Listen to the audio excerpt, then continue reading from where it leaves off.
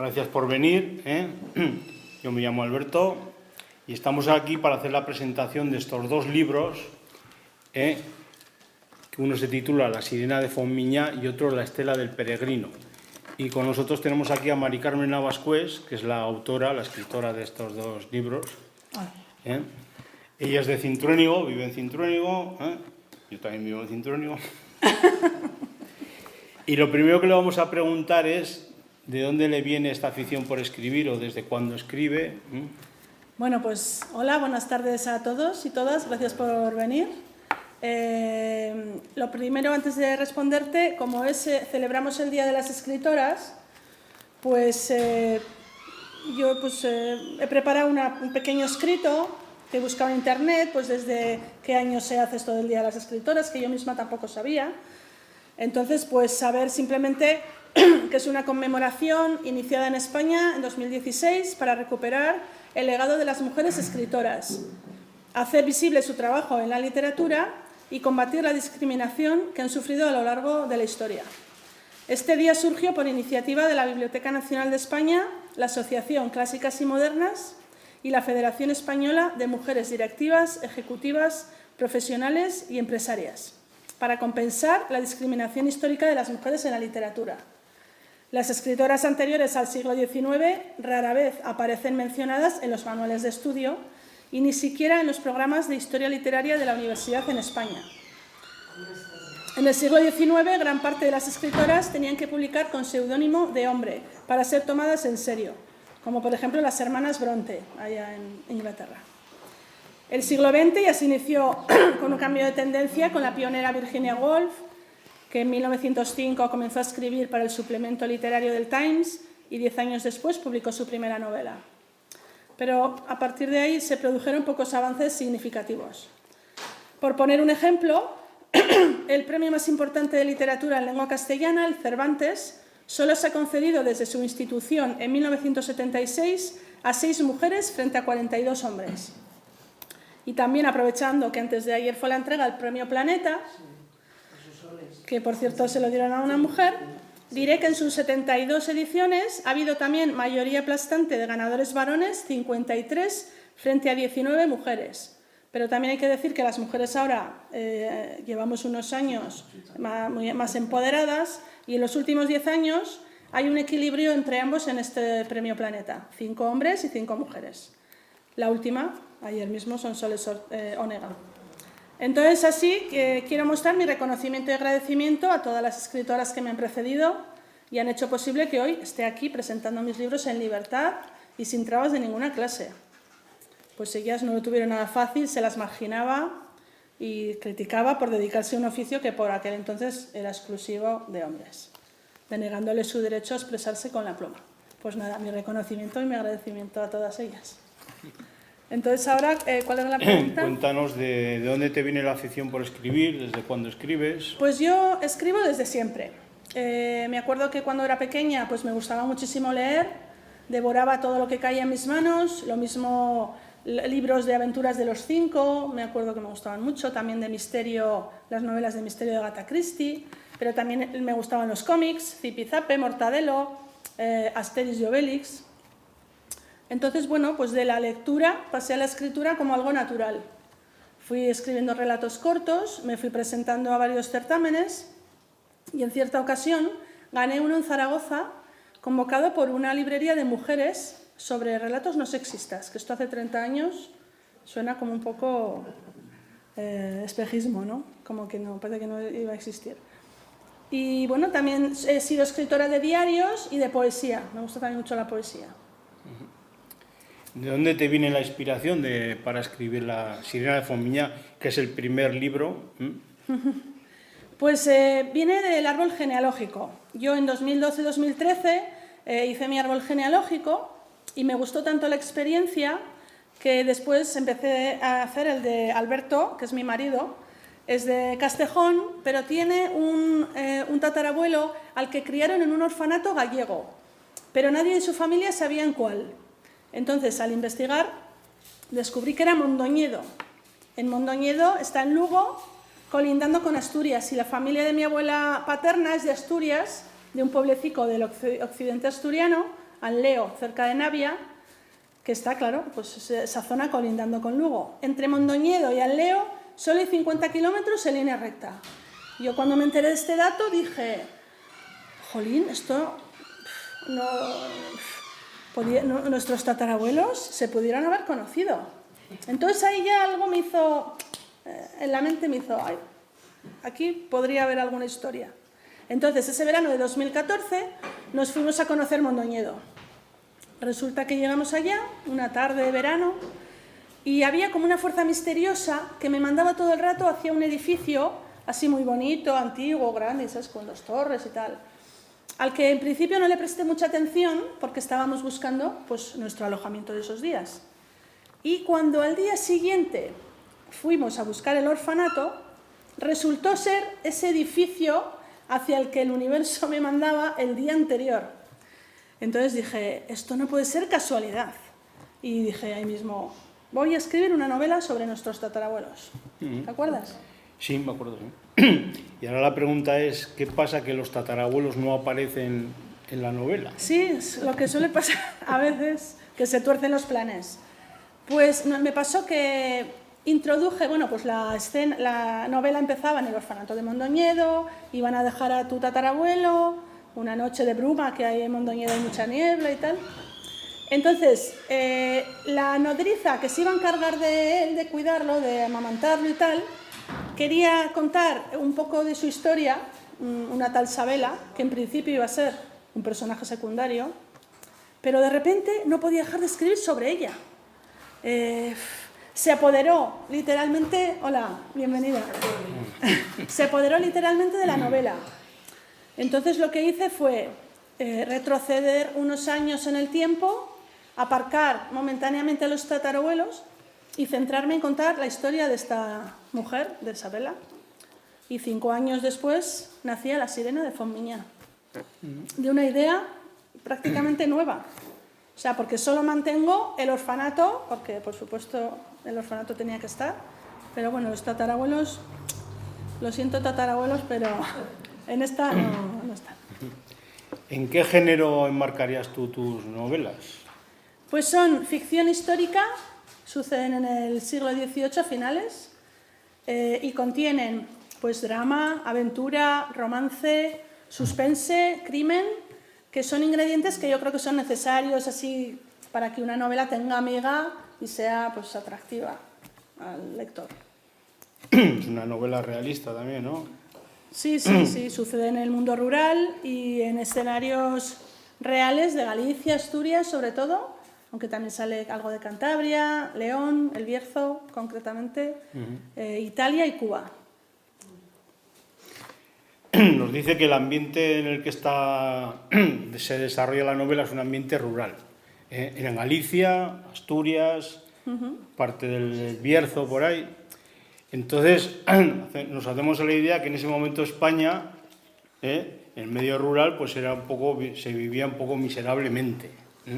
A pesar de que España era todavía un imperio, pero la nobleza, el clero, la realeza, por supuesto, se lo comían todo y el pueblo pues vivía en la más absoluta indigencia casi, analfabetismo al 90%. Entonces, sobre esa base social es donde se desarrolla esta novela. Entonces, la mayoría de personajes, la mayoría, no todos, pertenecen un poco a este submundo de vagabundos y de...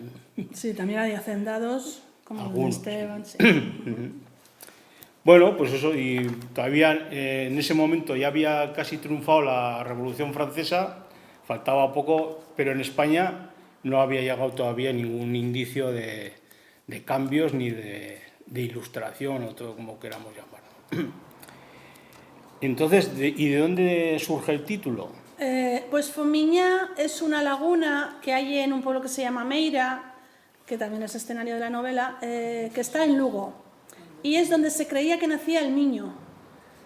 Entonces, como hay varias de las escenas importantes de la novela suceden en esta laguna o en sus cercanías, pues me ha parecido interesante titularla de esta manera. Y con respecto a la segunda, que es la Estela del Peregrino, que es continuación de la primera, todo hay que decirlo, Sí. y forman parte de una trilogía cuya tercera parte está ahora todavía en el horno, como aquí dice. Como un Entonces, panadero pastelero, ¿no? tenemos aquí la segunda parte. Fue. Entonces, ¿qué nos puedes contar de la segunda novela? Bueno, pues en ella sigo contando la historia de los principales personajes de La Sirena de Fontmiñá, como son don Esteban, que este sí que es rico, es un hacendado que tiene pues negocios en Cuba y tal. Tiene un pazo. Tiene un pazo ahí en Galicia y tal. Y pues también pues la banda del Gallo, que sí que es una banda de vagabundos. Pues ¿quién más está? Es que hay tantos personajes que a veces me Peregrino pierdo. italiano. Sí, hay un peregrino italiano también y por supuesto sigo contando la historia de Sabela, que nuevamente se verá en dificultades como en La Sirena. Y luego introduzco un grupo de personajes nuevos que son un grupo de peregrinos, unos nobles franceses fugados de la Revolución que llegan a nuestro país con una misteriosa misión que el lector tiene que ayudarles a desentrañar. El título, La estela del peregrino, hace clara alusión a los peregrinos y al Camino de Santiago. ¿Qué es lo que tiene que ver aquí el camino o cómo lo Sí, ves? pues sí, en La Sirena de Fontmiñá el camino tenía su protagonismo porque había un peregrino italiano atormentado que es Enrico y tal, pues aquí en La Estela del Peregrino pues también tiene su protagonismo el camino. Ujú. ¿Vas a hacer el camino o has hecho el camino? Perdón. Pues no lo he hecho nunca andando con la mochila al hombro, no lo hemos hecho nunca, pero bueno, no descarto hacerlo alguna vez, ¿no? El cuarto libro. Bueno, pues me atrae ese toque de aventura y romanticismo, por supuesto los paisajes por los que atraviesa, también el compañerismo que se genera entre peregrinos de distintos orígenes y también los momentos de ensoñación, así de estar uno solo consigo mismo, ¿no? Así en plan de ensoñado, de Meditación, así de encontrarse a sí espiritual. mismo, ¿no? Así que igual lo hacemos algún día, ¿eh? Nos lo apuntamos. Yo creo que no tenemos pies ya para eso. Bueno, ¿por qué no? ¿Y a Navarra qué le toca? ¿En el Camino de Santiago le toca algo a Navarra? Sí, Roncesvalles. ¿el qué? Roncesvalles, por ejemplo. Pues, bueno, sí, en La Sirena de Fontmiñá sí que había un par de guiños a Navarra y a sus productos, a su huerta y tal. Sobre todo la de la Ribera, que tenemos tan buena huerta aquí, que tienes las calabazas, estas maravillosas, madre mía, con lo que nos gusta. Pues en La Estela del Peregrino también todavía cobra más protagonismo. Aunque nuestros peregrinos van a seguir una ruta un poco alternativa al camino francés, no van a pasar por Roncesvalles precisamente, van a pasar por otra parte de Navarra. Y bueno, y entonces sale la zona de la montaña, la zona media y la Ribera, y entre otros pueblos Valtierra. ¿Qué os parece? Además quería que saliera todos los pueblos de la Ribera, porque mira, no me acordaba ya que viniendo hacia aquí he visto todo lo que está, la parte quemada del incendio que hubo el año pasado. Y entonces entre los incendios y las inundaciones también que hubo, ahí por Buñuel, San Adrián, un montón de pueblos, dije, pues mira, voy a sacar, en Valtierra también los incendios, a Valtierra, Arguedas y La Riada, o sea, dije, pues mira, voy a sacar todos los pueblos de la Ribera y así, cuando sea famosa y hagan mis libros, hagan película y la gente venga en legión, claro, la gente vendrá en legión a ver los escenarios de los libros y entonces harán un recorrido por toda la Ribera de Navarra. Mucha propaganda, paisana también, ¿no? Un poco. Como Dolores Redondo, que van ahí fondo todos a conocer. Exactamente, pues eso. Hacen rutas. Y el Sí. cintrónigo, sí. Bueno, pues entonces tenemos claro, ¿no?, que es el libro número 1, La Sirena de Fontmiñá, y el número 2, La Estela del Peregrino. Falta la tercera entrega. Pero ya en este segundo tenemos aquí un sello, no sé si se ve bien, que pone sello maestría. Eso es que la editorial, después de hacer varios informes y revisar bien todo, pues ha concedido este sello como para reconocer de que la obra está bien escrita, bien estructurada, que cuenta una historia amena, que es entretenida, que engancha, que tiene todos los ingredientes para que los lectores estén a gusto y les enganche. Incluso tiene mucho potencial comercial. Eso todavía no lo hemos comprobado, pero bueno, según la editorial, y eso quiere decir el sello maestría. En este libro todavía no hay sello maestría porque no estaba creado todavía. Pero bueno, este segundo está reconocido como que es un libro ya que tiene bastante nivel. Entonces, si nos quieres leer algo de los informes que te habían hecho... Sí, voy a leer un poco del informe de lectura que me hicieron con La Sirena y luego del que me hicieron del sello maestría. Bueno, de La Sirena me dijeron que los personajes están muy bien perfilados y disponen de personalidad propia. Nada chirría en el comportamiento de Isabela ni en el de los demás personajes. La compleja estructura de la narración funciona como un reloj de precisión, en el que todas las piezas se encajan. La tensión crece hasta alcanzar el clímax en las partes cuarta y quinta. El lenguaje es eficaz y variado. La creación de ambientes presta una excelente atención a los detalles que otorga verosimilitud a la narración. Los diálogos, uno de los puntos fuertes del libro, destacan por su autenticidad y viveza. Por sus páginas desfilan personajes e historias inolvidables que se entrecruzan hasta configurar un fresco unas veces siniestro y otras luminoso, pero siempre trepidante, de la sociedad gallega, y no solo gallega, del siglo XVIII. Igualmente hay un fondo de misterio detrás de muchas historias típicas del mundo rural gallego, e incluso guiños a la picaresca y alusión a las hechiceras de los cuentos tradicionales. Tiene un poco de todo, como vais a ver. Y de La Estela del Peregrino me dijeron que La Estela del Peregrino es un reto para el lector, obligado a participar activamente para despejar las incógnitas que se plantean en la novela. El lugar es un libro viajero. Llama la atención el movimiento casi continuo de los personajes. No os vais a aburrir con ella, bueno, con ninguna de las dos, porque hay muchísimos escenarios, todos reales, menos un pueblo que inventé para la novela. Se trasladan los personajes de un sitio a otro a la búsqueda de respuestas, lo que dota a la obra de un extraordinario dinamismo. La época. Sorprende la precisión de las fechas, que acaban convirtiéndose en un componente básico de la trama. La ambientación. La cuidada ambientación hace que el universo ficticio creado por la autora se perciba siempre como real. El lector se instalará en ese entorno sin que nada le chirríe. Las descripciones de paisajes y personajes acentúan la verosimilitud de lo relatado. La estructura. En lugar de contar la historia de forma convencional, se presentan por separado los diferentes hilos que componen el argumento, hasta 9, y van anudándose conforme avanzan las páginas. El resultado recuerda a un mecanismo de precisión en el que todas las piezas encajan. El texto ofrece otros alicientes, como el dar a conocer las postrimerías del siglo XVIII, poco frecuentado por la literatura española, lo que obligaba a una laboriosa documentación. Es muy acertada la mezcla de ficción y realidad.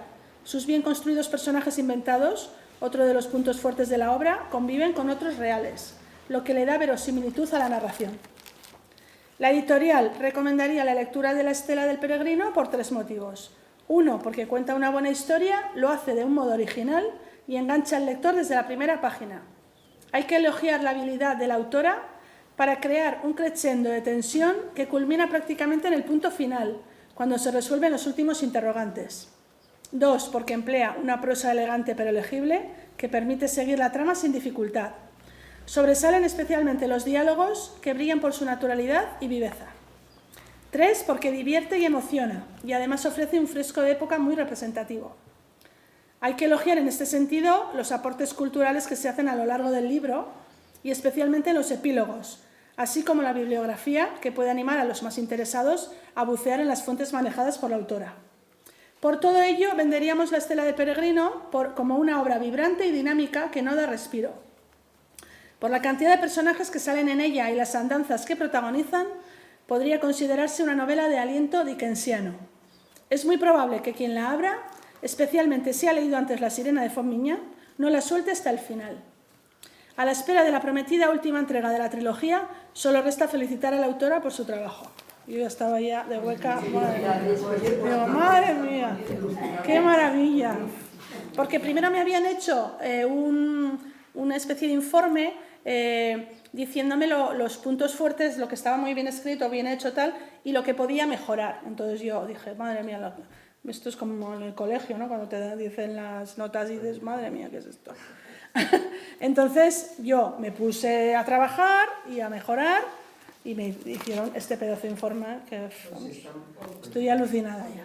Bueno, como colofón a esto solemos poner 2 book trailers, son unos audios visuales, pero por problemas técnicos que siempre se presentan, y hemos decidido que mejor no los traemos porque duran 1 minuto cada uno. Entonces están en las redes sociales. Mari Carmen tiene Instagram, tiene Facebook, creo que las bibliotecas también lo han publicado, ¿no? O sea, el que tenga curiosidad no tiene más que ir al móvil, buscar los book trailers de los libros y los puede ver. Duran 1 minuto cada uno, no es más que...